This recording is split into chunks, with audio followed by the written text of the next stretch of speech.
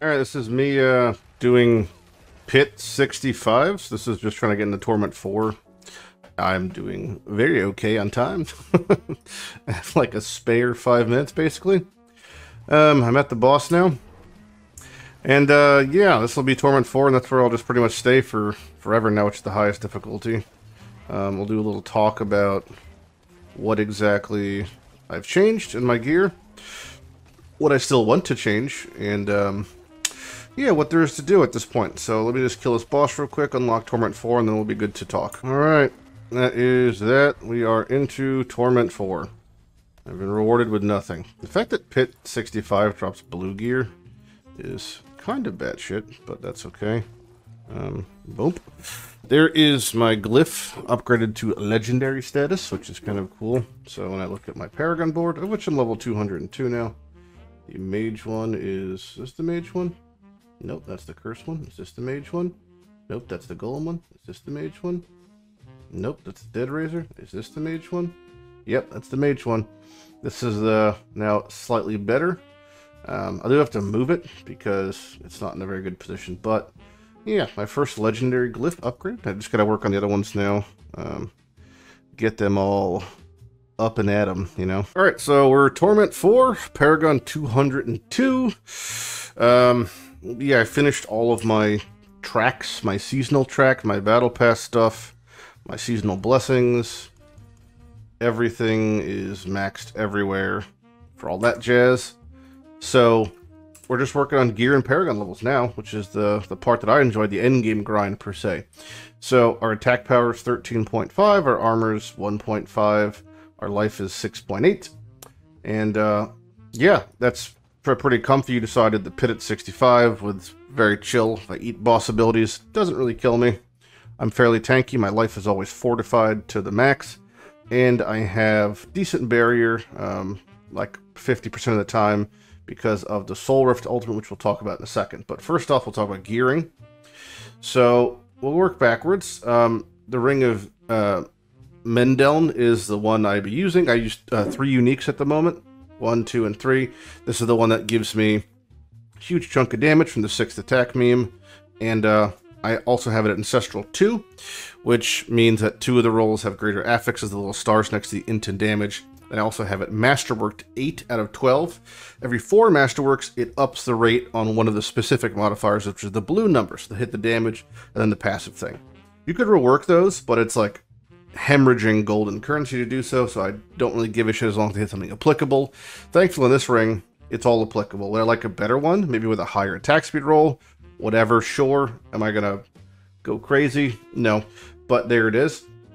Other ring is Ring of the Sacrilegious Soul. This is the only item I have that is not Ancestral, that is still idle level 750. I have not found an Ancestral one, or one that has better rolls. It's super unfortunate. I will get one eventually, but this is my dinky little sad piece amongst all my pieces without question. So there's that. This gives me my automation for my Raise Skeleton, which when my skeletons are alive, which they always are, this casts the Raise Priest automatically. Corpse Explosion, which does a little bit of damage. I have that on my bar to just automatically trigger every second.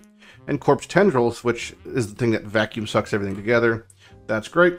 My amulet is Ancestral 1, Masterwork 8. It just has int, life, cooldown, summoning damage, and spiked armor, which I have a ton of on my gear because it gives me a bunch of armor and then a bunch of thorns. And then the imprint is more max skeletons. If this is normally 2, but if you put on your amulet, it gets 1.5 to 3.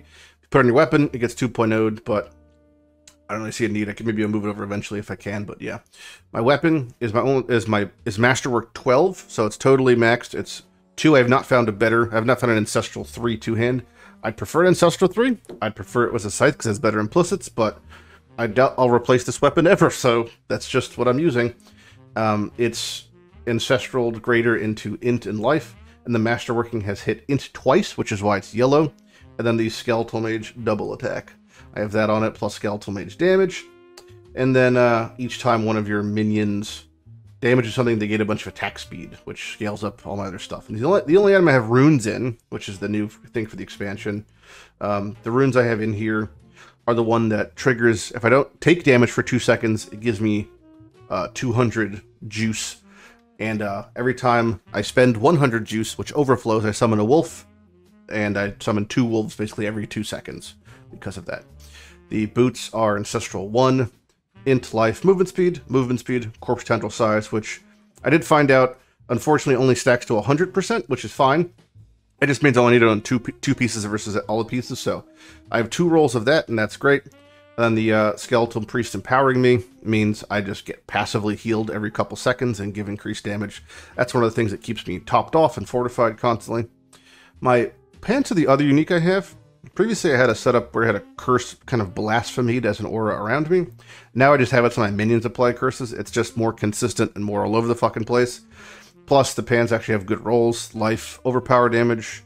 Curse duration means it pretty much lasts forever. Curse skills for more effect. And then you do additional overpower to, cursed things. So that's just triggering pretty much constantly. It's a 6% chance for any minion on any attack to inflict either of the curses, so they're just always popping off. My gloves have Int Life. The res is the actual only dead stat. I don't need res at all because I'm playing a build that uses intelligence, which I have 2700. That gives me all the resistance I need, basically. So I'm totally good on res. I don't need that. I think if I go into... Oh, I lied, actually. I don't have enough into... Because now I'm in Torment 4. In Torment 3, I was fine. In Torment 4, I'm legally undercapped now. This will get resolved when I replace my body armor eventually, but for now it's a little bit of an issue, but that'll be resolved very shortly. So legally it does something at the moment, but it'll be coming back to being a dead stat very soon. So that's fine. The body armor at the moment is just a Ancestral 2 with Int Life, and then a bunch of armor and Golem Mastery passives. I have it so we have damage reduction. This is going to be replaced with Materials, which is a mythic. I could show you what it is. I don't have one yet, and they are very annoying to make. I've made 1 mythic so far that I'm using. Where is the fucking jeweler here? Am I actually blind, or am I just kind of blind? I'm actually blind. So, Materials is this thing. It doesn't show what it does, but I can tell you what it does. I can pull it up. What am I doing? All right, here it is. So this is Tyrael's Might. It has 20% damage reduction, which is like the same thing I have crafted on my item. 60 all res. Again, that's why it won't be an issue. Plus 7.5 to max all res. So it's just a defensive chest, which is why I'm keeping my current chest defensive, so I don't have to like rely on anything else it does. Like once I make the swap, it'll just be a natural progression, right? And then when at full life, your skills unleash a divine barrage. I have no idea if this actually does any damage of any meaningful value, but legally it has that, and it also ignores durability loss, because why not? So I'll be making that. This requires a Tith rune, I think it's called. T-I-T-H maybe? It's a rune that I don't have any of yet. I need 6 of them, so I'll get those eventually when I start trying to get more runes.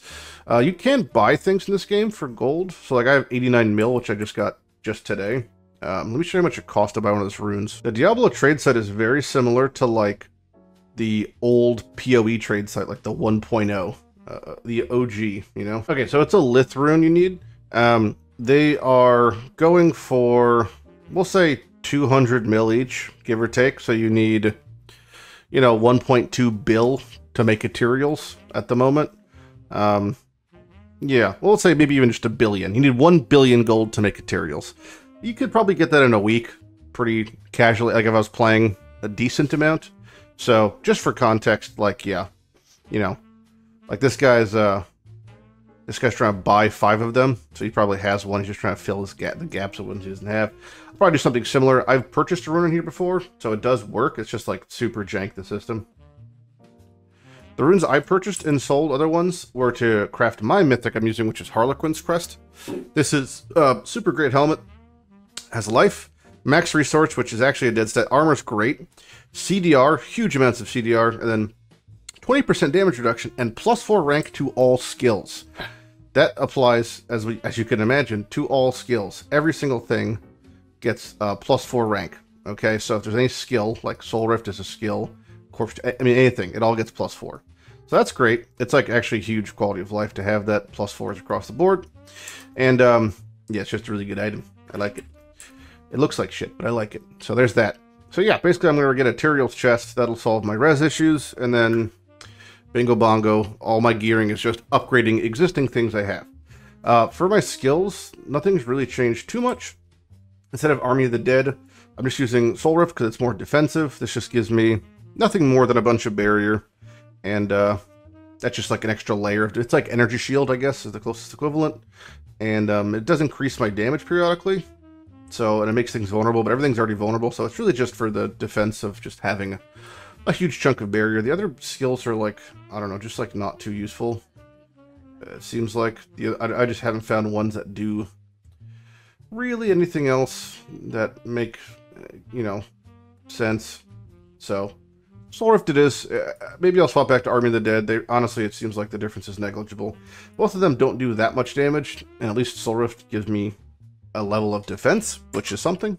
So, yeah, that's exciting. There's the gathering with the corpse tendrils. The Soul Rift is what's kind of like a little bubble around me, sucking things off. It's fairly comfy, I would say. But yeah, things are tankier in these. There's no timer, obviously, so it's whatever.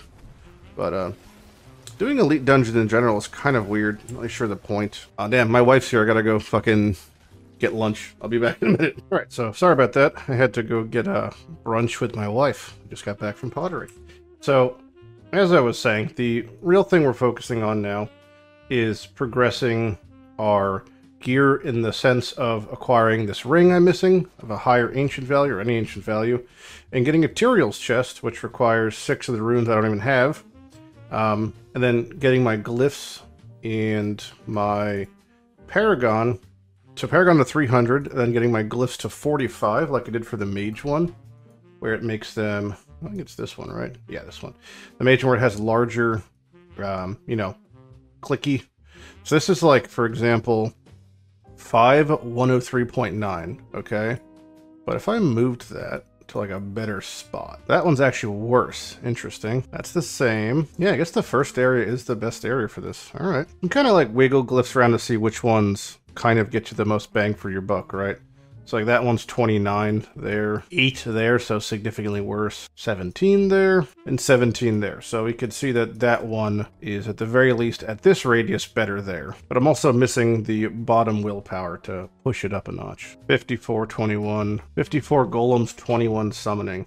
Pretty big buff there for that one. That one we actually gain all the benefits in, which is nice. So it's free to like move stuff around and figure out what you want to put where. This one's going to be great when I upgrade the range also, getting all of that crowd controlled and vulnerable damage. Anyway, that's kind of the path of like wiggling your paragon tree to figure out what you want to do, etc, etc. Maybe I'll grab another board. I could pick up a different board as well, which just gets you a different legendary node. Not sure which other ones are worth getting for at the moment. A lot of stuff is better to do in Torment 3 just because it's more comfy. Bosses you want to do in Torment 4 because you just get the most bang for your buck, but like general activities, you still get so many levels from just doing regular shit. So these are super nice for runes also, which you always want to run stuff like this in a group of 4 people because you're getting 4 times the reward. So say I need a specific rune, but someone in my party doesn't or whatever, or vice versa, they might get to drop and I won't. So things like these, you like... The way it operates in Diablo, from my understanding, is basically the more people in the party don't necessarily add straight quantity value to the amount of stuff you're getting. But if you're familiar with them, like friendly, and you're running stuff in a group, you know, you're going to get effectively 4 times the amount of loot distributed amongst them. So something, for example, like summoning items that gives you access to bosses. This sort of stuff, you're just going to get 4 times the amount to drop because everyone's going to get drops. And you could trade the drops amongst the group and potentially get something that way. Same thing with using a boss. You would never do a boss by yourself, and you could do it in a group of 4, because although specific uniques, like, for example, Ring of Sacrilegious Soul is only going to drop for Necromancers, there are generic uniques like the Tyrael's unique chest we're trying to get, or a Harlequin's Crest, that can drop off of one of the higher tier bosses for any of us. Now, these are account bounds. We can't trade them amongst them, but it's, you know, you're still just getting 4 times the chances of getting sort of access to these sort of things. So always run things in a group. Even better, I guess, an example is doing things like Infernal Hordes or any sort of group activity. You just, the more people there, you can stretch it thin. In Path of Exile terminology, I guess, it's imagine you're in Harbinger League, 1 beachhead for 6 people means everyone puts 1 beachhead, you get 6 times the amount of beachheads. It's like doing a boss rotation, or a beachhead rotation. So, that's it. So the next video, video 5, will be the last in the set, probably. It'll be when I'm Paragon 300, and it'll be when I have a Tyrael's body armor. It'll be when I have an Ancestral Ring, and yeah, my glyphs will be leveled up. So I'm going to be working on that, and then I'll catch you guys in the next video. If you have any questions, feel free to ask them in the comments below and suggest them. Otherwise, I'm just going to keep on grinding in my my adventure of this character in Diablo that is going pretty good so far for, again, like a homebrew. So, yep, I'll catch you guys in the next video. Bye-bye.